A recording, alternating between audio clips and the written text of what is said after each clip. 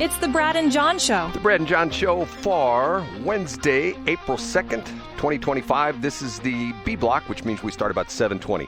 John, I'm going to ask you to repeat something you said at the very end of the previous segment, which was the A block, if you want to go back and listen to it in this future. If you're listening live, John just talked about, I'm a thermostat and you're a thermometer. Isn't that what you said?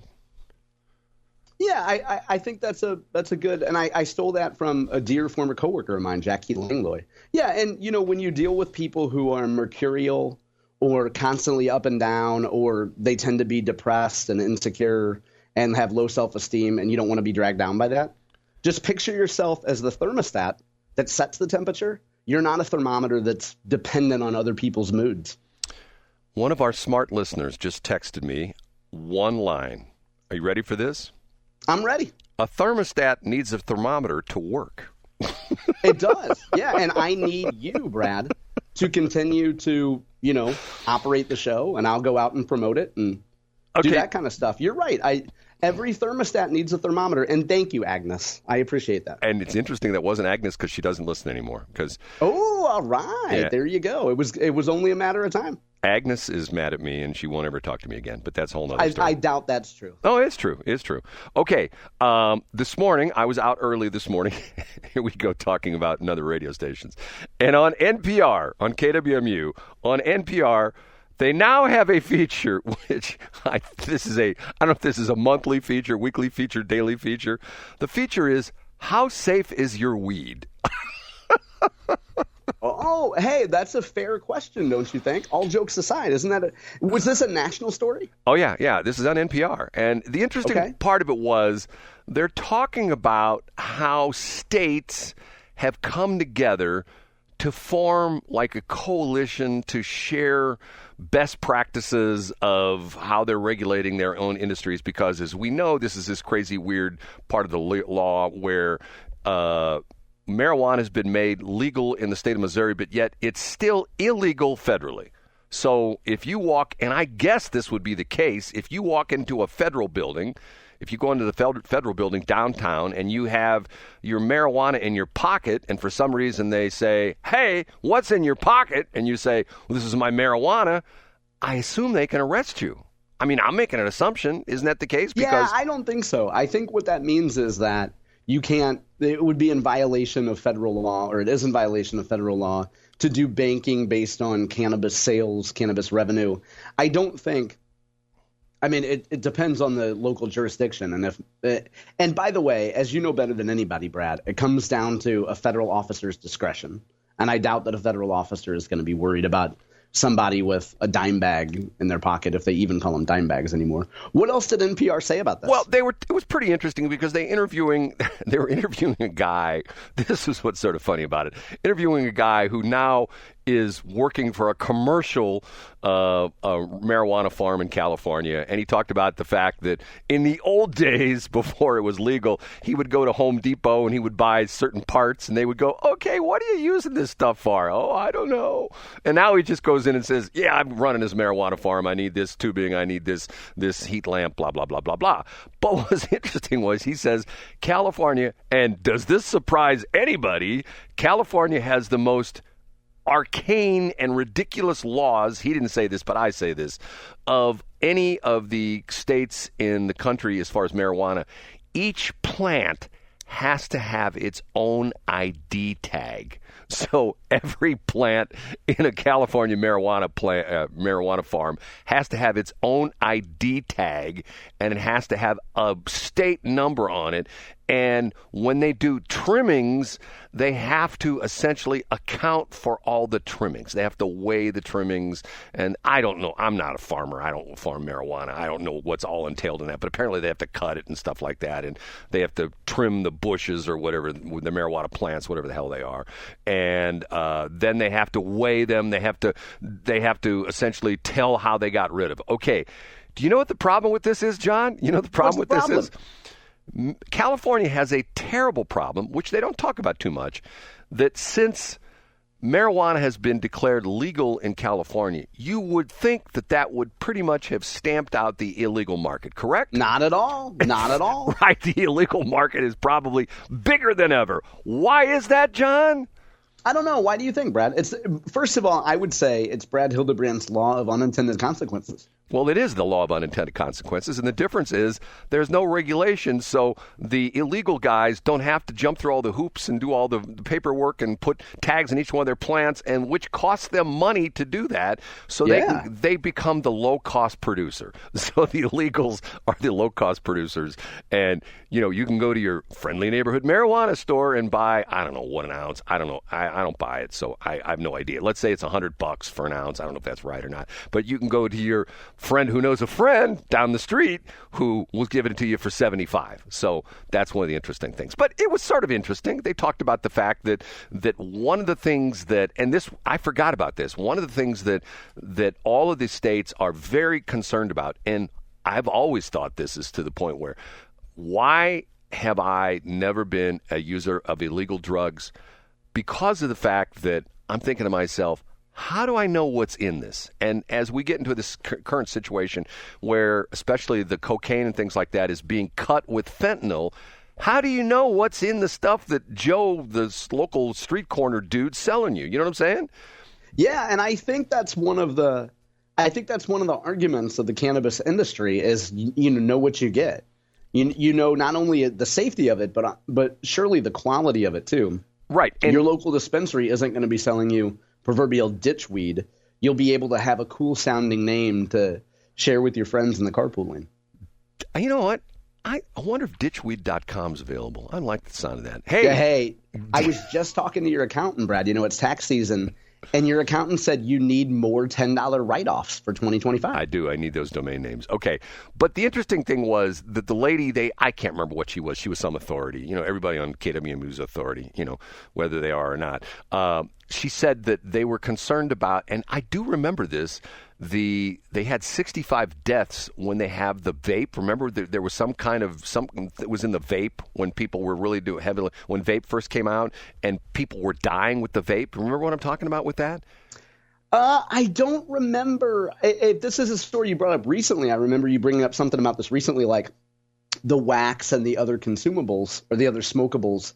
But I don't remember on the deaths because of vapes. Yeah, there was something in the vape, some chemical that was in the vape that wasn't necessarily illegal, but it was causing some kind of a allergic reaction. And because she mentioned there were 65 deaths across the United States, and she pointed out the fact that what they were trying to avoid was the same problem, that if all the states get together and they use like sort of best practices, they compare notes. Hey, this is good. Try this is bad, don't do this. This regulation works, this regulation doesn't, that they're doing a more cohesive thing. And essentially what they were, if you read between the lines, they were essentially saying, and this is me listening to this report, we need the federal government to get involved in marijuana. We need them to set national standards. We need them to have national marijuana inspectors. And I'm going, oh my God, here we go again. Yeah, I think suggest that to Doge. Maybe Doge will have an opinion on that. Okay. Another national story, which I found somewhat interesting. There's been a lot of stuff going on with the people who are damaging Tesla vehicles. As a matter of fact, it's to the point where you can't go on Fox News without seeing, and the bizarre part of this is, to me, this is like, okay, you lunkheads out there who are keying Tesla vehicles, do you not realize they have 6 cameras that are recording all the time? And the amazing story on this is the people who are keying Teslas and things like that, they're getting arrested left and right because of the fact that they've got them on camera. And if you don't know the situation with this, the Teslas have cameras that they use for navigation and things like that. But when your car is parked, they record all the time. They're recording, all 6 cameras are recording, or maybe 8 in some of the vehicles. And they're recording these people damaging the Teslas and things like that. One report was, and to me this is sad, a guy in California, he goes to bed at night, his alarm system goes off, he's got a Cybertruck in his driveway, he goes out, all 4 tires have been slashed, somebody threw a concrete block in the window, and he's got it on security camera. Not only is it on the Tesla camera, but he's got security cameras on his house. The guy who showed up that did this, and even left left a note, ha ha, funny. He left a note in the car, do not drive, tires are unsafe, after he slashed all 4 tires and throws a concrete block through the window. But interesting part of it is the concrete block would not go through the window because Tesla has, or especially the Cybertrucks have these Super Duty wheels, or windshields, okay? So here is something that I didn't know about, which is another backlash to another billionaire. You ready for this story, John? I'm ready. Liberals admit to shoplifting from Whole Foods as a way to stick it to Jeff Bezos. Have you heard of this? Oh, no, I haven't, because Amazon owns Whole Foods. Yes. Business Insider's Emily Stewart spoke to multiple people who have confessed to stealing from Amazon CEO Jeff Bezos' companies out of spite. Stewart released a report on Thursday, headline, this is last Thursday, The Rise of the Anti-Amazon Avengers, documenting how numerous people are engaged in stealing from Bezos' company. She described the mentality of such thieves as, quote, some sort of Robin Hood-esque endeavor where they take from the rich to give to the poor, the comparatively poor being themselves. Stewart reported these shoplifters are motivated beyond mere economic woes, often citing grievances against Bezos himself, ranging from his business practices to his recent political shifts in regard to President Donald Trump and the Washington Post. Bezos sparked a massive controversy within the Washington Post when he refused to have it endorse a candidate during the height of the 2024 election. After President Trump won the election, Bezos sat down with the then president-elect at his Mar-a-Lago estate in Florida in December. In February, Bezos announced major change to the Post opinion page, declaring there will be greater emphasis on personal liberties and free markets. So people are going to Whole Foods and stealing stuff. I'll show you, Jeff Bezos. I mean, is this petty or what? Yeah, and it shows a complete ignorance of, first of all, the way businesses work. But it's just a backwards rationalization. And the idea is, I want to steal stuff.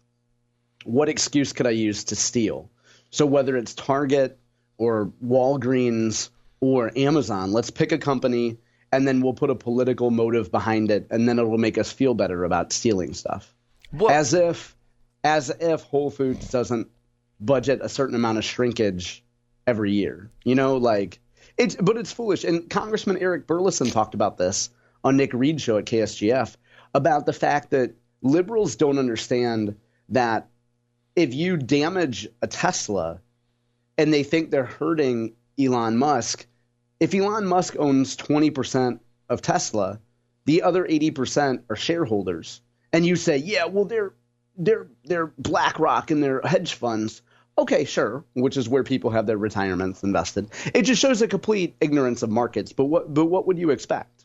Well, to me, first off, okay, are you a Whole Foods guy? And I'm not trying to demean you or anything, but do you shop at Whole Foods? Of course not. Okay.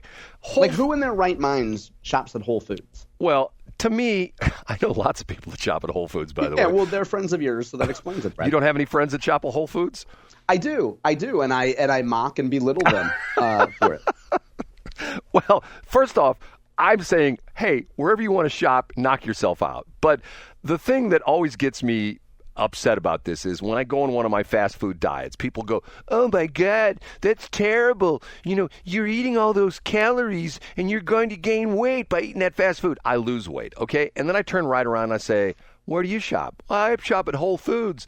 Okay, let me tell you, I could do a reverse Whole Foods diet where I could go in every day and eat at Whole Foods. I bet you I could gain 10 pounds a month by eating only at Whole Foods. Well, how's that possible? Because it's all about calories in. It's basic thermodynamics. Energy in, energy out. I don't care what the calories are. Yes, it does make a certain amount of difference. But for the general speaking aspect of this, if you eat 2,000 calories a day and you burn off 2,000 calories a day, you're going to stay the same weight. That's basic thermodynamics. It's like in your car. If you put in 20 gallons of gas in your car and your car gets 10 miles to the gallon, you're going to be able to drive 200 miles, right? I mean, isn't that sort of like, you know, basic? Did I get that right? 20 gallons, well, whatever. You know what I'm saying? Yeah, but we get the point for sure. Okay. Yeah. And you know, the thing is people who, again, it selects for itself and you're screening people. In general, and Brad, yes, you are the exception to this. In general, people who would eat fast food, like when you do your shtick of eating the Little McFreddy's, you had a website that you did for a few weeks on that. When you do your Little McFreddy's diet, if most people went through fast food and ate fast food 3 times a day, they would be obese, but that's because they probably started at a certain level of oinkerdom. And so you're selecting for that. And people who eat at Whole Foods probably have a little bit more expendable income, which probably means they care how they look, which probably means they haven't let themselves go and make excuses for being fat and disgusting. And so they're probably choosing healthy food at Whole Foods and not just eating ice cream all day. So, John, you know what I'm going to do? You just teed me off on something that, I mean, not teed me off like you're going to mad. start a brand new website and you're going to call it the Bezos Whole Foods thing. And for 8 days, you're going to maintain the website and you're going to eat nothing but Whole Foods for 8 days. No, just the opposite. I'm going to go to Whole Foods and I'm going to see if there's any obese people in Whole Foods because you just. Oh, nice. It depends on the location, right? So if you go somewhere civilized, you'll probably see a lot of MILFs. And if you go somewhere disgusting, you'll probably see a lot of fat people. Do they have Whole Foods in disgusting places? Are they? Yeah, I think that John. Whole Foods probably, jokes aside, I'm sure that they have something where they say, okay, for the sake of ESG, we have to put stores in a certain number of areas where people are fat or they're minorities or, other places where normal people wouldn't want to go. And then they have to take those stores as a loss leader. People are going to come in and steal. We're not going to sell any produce, but we're going to sell a lot of grape soda. It's a loss leader for them. John, you and I both being North County boys, is there a Whole Foods in North County? I don't know. If anybody has access to Google, they could probably look that up. We'll look real quick in the break to see if there's a Whole Foods in North County because I don't think there is one, to tell you the truth. There may be one in Bridgeton, but, and some, it's sort of weird. Some people consider, do you consider Bridgeton as North County? I have the Eric Schmitt rule, which is it was not North County until Eric Schmitt got elected U.S. Senator. And now I think we should claim Bridgeton as North County. Really? There's some people that claim Maryland Heights is North County. Absolutely not. You don't think so? Okay. If you went to a Parkway school, you were not a North Countian. But if you went to Pattonville, you're a North Countian? Yeah, you're a member of the Suburban North Conference. It's very clear. Yeah, but Washington is a member of the Gateway Council, which is in St. Charles County. They're the only school that's not in St. Charles County. So there's I learned that by listening to sports crap. That's right. Okay, we're going to take a break. John's full of it this morning, man. He's just cutting me left and right. I'm bleeding from multiple places.